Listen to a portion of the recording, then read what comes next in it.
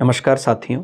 राहु और केतु इस पर बहुत हम डिबेट करते हैं कि भाई हैं या नहीं हैं। कहते हैं मैं नहीं मानता हूँ एस्ट्रोलॉजी में, ऐसा ज्योतिष में।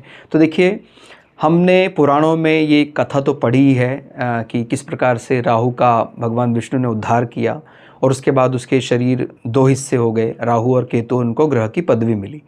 और हम जब भी ऐसे नवग्रह कवच आदि पाठ करते हैं तो उसमें भी राहु केतु के बिना, यानी जैसे नवग्रह कवच में हम बात करते हैं दितिनंदन, जिह्वा में दितिनंदन यानी राहु, और पादु केतु सदा पातु, तो इस प्रकार से हम केतु की भी बात करते हैं।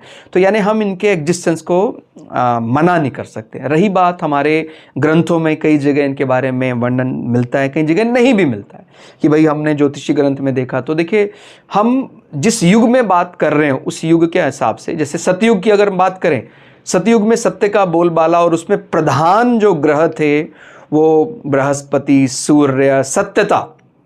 अब जैसे जैसे सतयुग से हम कलयुग की तरफ बढ़ रहे हैं, वैसे वैसे जो ये जो राजतंत्र है वो प्रजातंत्र की ओर कन्वर्ट हो रहा है। आप खुद ही देख रहे हैं कि भाई आज के 1000 साल 500 साल पहले जो डायनेस्टी चली आ रही है, राजतंत्र, उसका बोलबाला ज़्यादा था। आज के समय पर शनि, और पिछले 200 सालों में बढ़ा ही है। आपने देखा है शनि ग्रह की पूजा ज़्यादा लोग करने लगे हैं।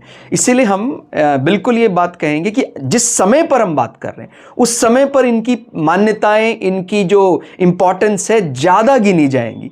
इसलिए राहु केतु को बाईपास करके आप अगर फलित करेंगे तो कुछ ना कुछ कमजोरी रह ही जाएगी। अगर हम ये समझना चाहते हैं व्यक्ति का जो रूप बदलने की टेंडेंसी है, व्यक्ति का जो राजनीति में किस प्रकार बात करना है सामने वाले को देखकर, ये गुण जो है वो राहु के कारण उसको मिलता है।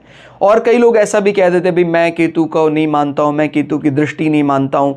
तो देखिए, क्यों नहीं मानते हैं? क्योंकि कहते हैं उसको सर नहीं है। तो मनुष्य की तरह मत देखिए। अगर मनुष्य की तरह देखेंगे तो बहुत गलतियां हो जाएंगी। मनुष्य को तो केवल विजिबल स्पेक्ट्रम दिखाई देता है, विबग्योर, उसके अलावा उसको कुछ दिखता नहीं है। आप जानते हैं ना, तो मनुष्य आंखों से अल्ट्रावायलेट देख सकता है, ना इंफ्रारेड देख सकता है, लेकिन हम इन ग्रहों का और भी कई प्रकाश के साथ संबंध देखते हैं। और अगर देवताओं को भी आप उसी प्रकार देखेंगे तो फिर बहुत बड़ी गलती हो जाएगी। कई देवता ऐसे भी हैं जिनको सामान्य चक्षु नहीं है, फिर भी वो देख सकते हैं। इसीलिए आप अपने मन से ये सब चीजें मत बनाएं कि अगर हेडलेस है तो देखेगा कैसे। और 5वीं और 9वीं दृष्टि शामिल करेंगे तो कई ऐसी चार्ट में जो चीजें होती हैं जो हम उसको और फाइन कर पाएंगे। ठीक हो गया? यानी राहु यानी एक बहिर्मुखी रूप और केतु यानी एक अंतर्मुखी गुप्त पराक्रम, उसको भी शामिल करके फलित करें और बढ़िया फलित